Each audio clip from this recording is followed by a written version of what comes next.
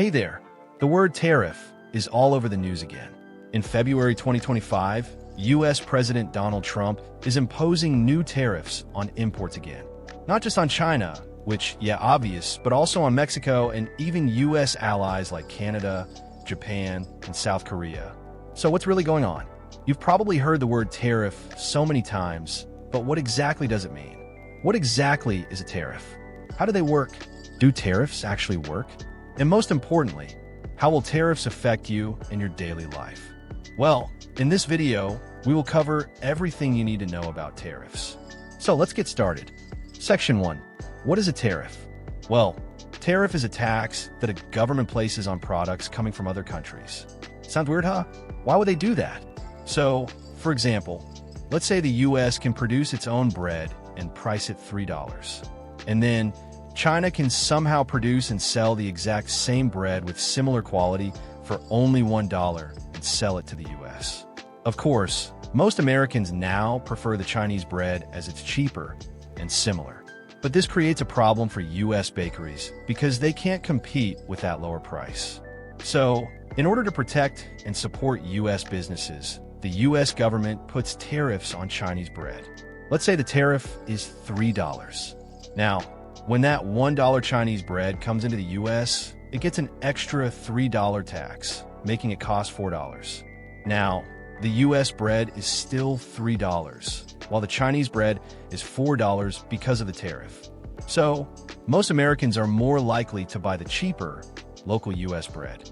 So, simply put, governments charge tariffs to make foreign products more expensive than local ones. So, the local products now look more attractive to buyers because they're the cheaper option. Now you already know what a tariff is. So let's go to the next section. Section 2. Types of tariffs. Not all tariffs work the same. Governments have different ways to apply them. Here are two types of tariffs. The first type is a specific tariff. A specific tariff is a fixed fee on a product, regardless of its price. For example, let's say the US puts a $3 tariff per loaf of bread for every imported bread that comes from other countries. Now, if an imported loaf of bread originally costs $2, then adding the $3 tariff would make it $5. If the bread costs $100 per loaf, the fixed $3 tariff still applies, making the total price $103. No matter if the price is high or low, the tariff remains the same fixed amount. The second type is an ad valorem tariff. An ad valorem tariff is just a fancy name for a percentage-based tariff. So the tariff is based on percentage of the product's price. For example, the government might say, okay, we're adding a 20% tariff on imported bread. If the imported bread originally costs $10, then the 20% tariff of $10 is $2. So adding that $2 tariff makes the final price $12.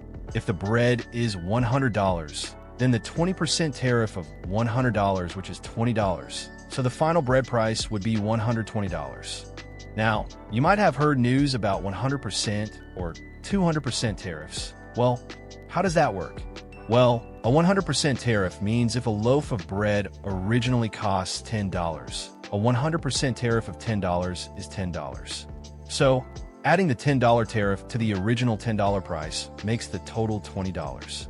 A 200% tariff means if the original price is $10, then 200% of $10 is $20. Add this $20 tariff to the original $10 price, making it $30 as the final price. So, simply put, the higher the price, the higher the tariff. Well, most of tariffs that you've heard on the news or in daily life are mostly ad valorem or percentage tariffs because it's more flexible. Cheap goods get cheap tariff. Expensive goods get expensive tariff rather than specific tariffs with a fixed amount for all goods. So, countries use tariffs as a tax to control imported goods, but other than tariffs, they can use other trade barriers, which restrict trade without adding taxes. Examples include import quotas, where a country sets a limit on how much product can be imported, or strict regulations, make it harder for foreign products to enter. But unlike tariffs, other trade barriers don't directly add a tax. They simply set limits or make it harder for foreign goods to enter. But we'll stay focused on tariffs, since that's our main topic. Now, let's get into whether tariffs are good or bad. Section 3. Pros and cons of tariffs. After understanding tariffs, you might still be confused about whether it's good or bad, because it seems like it's somewhere in the middle. Well, the answer is it depends. Tariffs don't always have a clear-cut outcome because their impact varies based on the situation. Now, let's talk first about some advantages of tariffs. The first advantage is to protect local businesses. If you ask the government why they impose tariffs, their classic answer is to protect local or domestic businesses, and that's kind of true. Without tariffs, super cheap imports can flood the market, killing local industries and jobs.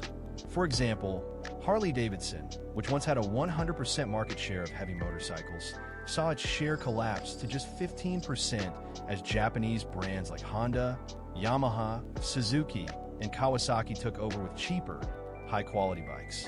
In 1983, Harley-Davidson asked the U.S. government to help by imposing a 45% tariff on imported heavy motorcycles. This gave the company time to restructure, improve quality, and modernize. By 1987, Harley-Davidson had recovered and even requested the removal of tariffs, proving they could now compete on their own. The second advantage is to increase government revenue. Tariffs are basically an extra tax, and like all taxes, they bring money to the government. Every time an imported product gets hit with a tariff, that money goes straight to the government's pocket. The government can then use it for infrastructure, public services, or even boosting the economy, at least in theory, The third advantage is to protect national interest. Tariffs are often used as a negotiation tool. For example, the U.S. has pressured Mexico with tariffs to push for stricter immigration controls. If Mexico refuses, then the tariffs stay in place. If they agree, then tariffs may be halted. Tariffs can also push companies to move production back locally. For example, the U.S. imposed tariffs on countries like China, hoping that U.S. companies would move production back home, open new factories, and create jobs in the United States. But most of the time, this backfired as companies moved to other low-cost countries that were not affected by tariffs, like Vietnam. So, tariffs can protect jobs and industries, but they also have lots of disadvantages. And that's why lots of people are screaming when the government imposes tariffs. So what are the disadvantages? The first disadvantage is higher cost for consumers. This is actually what most people worry about. For example, the Mexican bakery needs $1 in order to make a loaf of bread, and they sell it for $2 to American customers, which means they make $1 profit. Now, the U.S. government puts, let's say, $2 tariffs to all Mexican bread. The Mexican bakery needs to pay those $2 tariffs first in order to get their bread into the U.S. market. Since they only sell $2 per bread, they can't bear all the tariffs, so they raise the price to $4 so they can still maintain $1 profit. Who's paying it actually? The American consumers who buy that Mexican bread. The second disadvantage is hurting local businesses that rely on imports.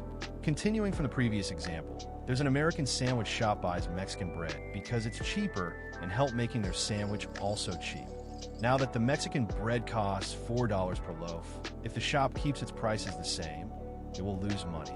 So, the shop must raise its sandwich prices, which could drive away customers and lower profits. So, consumers pay higher prices, and businesses that rely on imports struggle to survive. The third disadvantage is hurting international relations. When one country imposes tariffs, the other country sees it as unfair and thinks, they're making things harder for us, so why should we make things easy for them? If the other country responds by imposing tariffs in return, this is called a reciprocal tariff. If both countries continue to raise tariffs and expand to more products, the situation can escalate into a trade war. This worsens relations and makes it harder for countries to trust and cooperate with each other. Now, you've understood the advantages and disadvantages of tariffs, and you might ask, so do tariffs really work? Well, let's talk about it in the next section. Section 4. Do tariffs work? Well, sometimes they work, but most of the time, they don't work as intended. Let's use a simple example. Let's say there are two countries named Cookie Land and Pie Land. Cookie Land was famous for its delicious chocolate chip cookies, while Pie Land was known for making the best pies in the world. People in Cookie Land loved Pie Land's pies, and people in Pie Land loved Cookie Land's cookies. They traded happily, and everyone was happy. One day, the Cookie Land government noticed that many people were buying pies from Thailand. Local pie makers in Cookie Land started complaining, saying they couldn't compete because Thailand's pies were cheaper and better. In response, the Cookie Land government decided to place a tariff on imported pies. This made Thailand's pies more expensive, and the government hoped this would encourage people to buy local pies instead. At first, more consumers in Cookie Land started buying the cheaper local pies, but loyal customers who preferred Thailand's pies were forced to pay more. This helped the local pie industry in Cookie Land thrive, but some of them started to get lazy as they realized they had no real competition. With less competition from Thailand, some pie makers in Cookie Land didn't feel the need to improve. They could keep selling their pies even if the quality wasn't great because customers had fewer choices. Cafes in Cookie Land that relied on Thailand's pies for their desserts also struggled as costs increased. They either had to raise prices or use lower quality local pies. Thailand saw that its pie exports were losing customers and thought, if Cookie Land won't let us make money there, why should we let them make money here? In retaliation, Thailand placed a reciprocal tariff on Cookie Land's cookies, making them more expensive as well. Now, cookie businesses in Cookie Land started suffering too, losing sales in Thailand. Meanwhile, bakeries in Thailand that use Cookie Land's cookies for their cakes also struggled with similar condition. They either had to raise prices or use lower quality local cookies, both of which led to losing customers. If Cookie Land retaliated by adding more tariffs and Thailand did the same, then a trade war would officially begin. Those relying on imported ingredients faced higher costs, while exporters lost customers because their products became too expensive in foreign markets. Prices kept rising, and fewer people could afford the products they loved. Without competition from Cookie Land, some Thailand's cookie makers also had no reason to improve. They got lazy, and their cookies remained low quality. So, tariffs might seem like a good idea at first, but they often backfire. They hurt businesses, consumers, and innovation, and they usually end with both sides losing. Now, stop with the story. Let's look at some real-world examples. Section 5. Real-life examples. Now, tariffs sound like a super bad idea. So why do governments still consider them? Well, even though many tariffs fail, some actually work. A real-life example of successful tariffs is South Korea's strategy to protect its automobile industry in the 1960s and 1970s. Local companies like Hyundai and Kia struggled against established foreign brands. So South Korea imposed high tariffs on imported cars to protect the local brands. Instead of becoming lazy, these tariffs pushed local companies to innovate and improve their technology. Additionally, South Korea's smart diplomacy helped avoid retaliation.